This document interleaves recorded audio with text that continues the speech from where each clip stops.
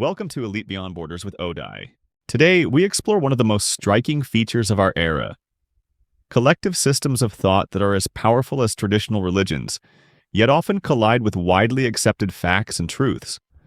Societies in previous eras never coexisted with conflicting collective ideas alongside widely accepted truth the way we do today. These ideas are often taught alongside religious heritage, creating identities that clash with much of what is presented academically, educationally, and publicly. Furthermore, the psychological legacy of these collective identities plays a significant role in geopolitics. I dare say that most societies, often unconsciously, do not use religious heritage to understand the truth of history or the nature of existence. Rather, they exploit it for psychological and identity mobilization. The Abrahamic legacy, as a foundational starting point for major collective identities and a structuring force for the civilizational map across vast regions of the world, faced a seismic shock during the Industrial Revolution and waves of modernist thought. Its influence diminished geopolitically after Mustafa Kemal Ataturk declared the end of the Ottoman Caliphate, only to be pushed back intensely into the geopolitical sphere with the establishment of the State of Israel. Israel's intellectual and cultural foundations are based on historical scenarios rooted in the Abrahamic heritage, which in turn contributed to the dominance of frameworks presented in Abrahamic stories in shaping relations among Middle Eastern societies and their relationships with other communities.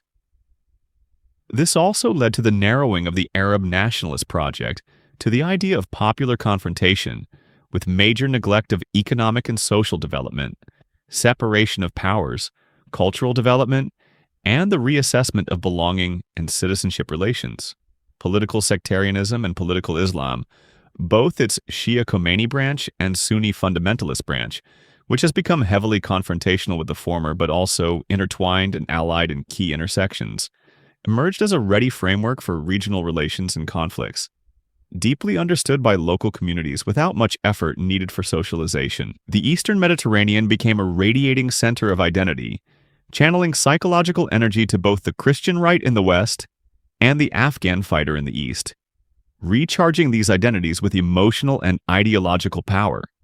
The compelling power of collective affiliations along the civilizational map, often conflicting with scientific, historical, and even ethical facts, makes this era one in which collective thinking, used for psychological mobilization or fulfilling general psychological functions, is frequently at odds with scientific and rational values recognized by these same belief systems, or at least with the objective standards on which they are built. Even when not acknowledged, the principle of objective evaluation is rarely denied. Thus, collective thinking tied to affiliations often carries ideas that empty these affiliations of their original substance. Some may argue that inconsistency in collective thought has always existed, albeit at varying degrees, but never at the scale amplified today by accumulated scientific achievements and global changes. We live in an era where collective thought suffers from an unprecedented lack of coherence. The equations imposed by affiliations on civilizational, political, and cultural conflicts, and on global power balances, make it extremely difficult, if not nearly impossible, for an individual's thinking, behavior, and psychological development to remain neutral. The more these affiliations influence daily life, the more they leave traces in one's psyche. Collective memory around affiliation and its relation to self and others further deepens the rift between collective and individual thought, which coexist with rational and scientific values that may contradict their intuitive assessments. The reason these collective thought systems do not collapse, despite such fractures, is that they rely on individuals' drive to maintain consistency in accumulated psychological memory of affiliation, rather than cognitive coherence. Since this psychological accumulation is received collectively and its coordination occurs in the public sphere as a shared heritage, it creates mechanisms for reproducing collective thought and identity. In contrast, striving for a cognitively coherent stock of ideas is an individual endeavor, with coordination methods varying from person to person. This hinders the formation of a socially coherent, collective thought, especially in countries without institutions introducing new knowledge systems into the public sphere, where public discourse remains dominated by biased or neutralized assessments. This is one reason contemporary societies have not reshaped collective thinking and identities for a new civilizational map, despite the spread of ideas that make such a path objectively possible. Another reason is that the strong foundation of resistance to material evaluations and consumer values remains trapped in traditional religious heritage, while the dynamics of modern life marginalize ethical and spiritual presence in individual behavior. Most evaluations arising from the technological and scientific revolution emphasize the functionality of ethics within social structures and its self-contained value, rather than as a lever for individual worth. Today, no mechanisms provide even minimal guarantees that ethical adherence ensures social or professional advancement. Most evidence points to material possession as the objective guarantee for individuals and societies to achieve higher status.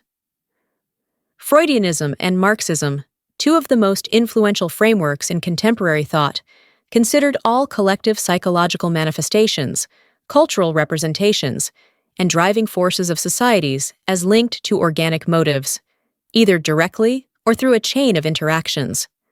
According to this view, ethics and spiritual concepts are cultural traditions of humanity, created to serve social structures without universal qualities. Similarly, the concept of meaning is a product of human societies, subjective rather than objectively true. Astrophysicist Neil deGrasse Tyson, in the documentary series Cosmos, discussed a mass extinction event caused by a meteor strike on Earth, noting that the universe itself does not care about these disasters, a perspective consistent with the scientific revolution, which shifted meaning from an inherent truth to a subjective, functional product serving the individual and society. This laid the groundwork for moving from 19th century humanism and romanticism to nihilist theorization in the late 20th century, emphasizing material evaluations and consumer values. Contemporary intellectual structures have not produced a comprehensive system of values. Instead, they view values as subjective, relative, and context-dependent.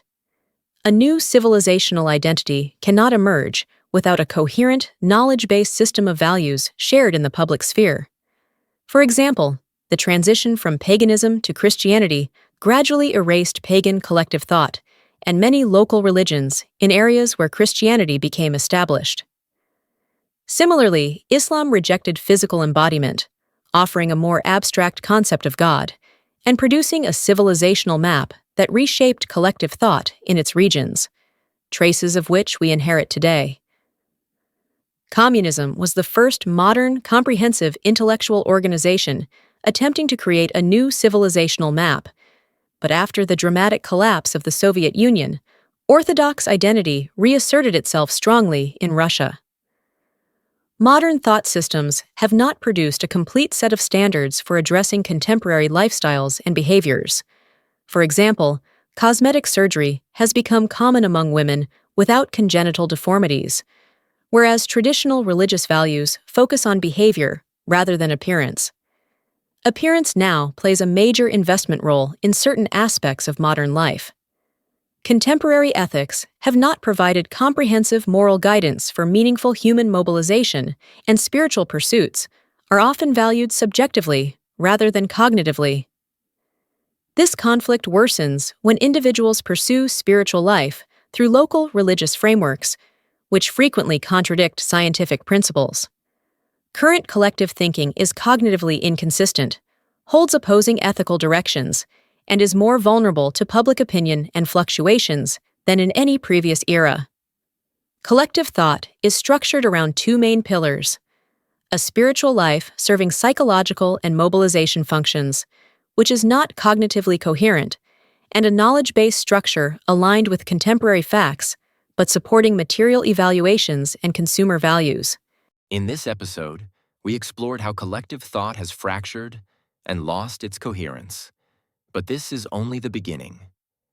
In the next chapter, we'll go deeper to uncover how the rest of this century might unfold, geopolitically and beyond.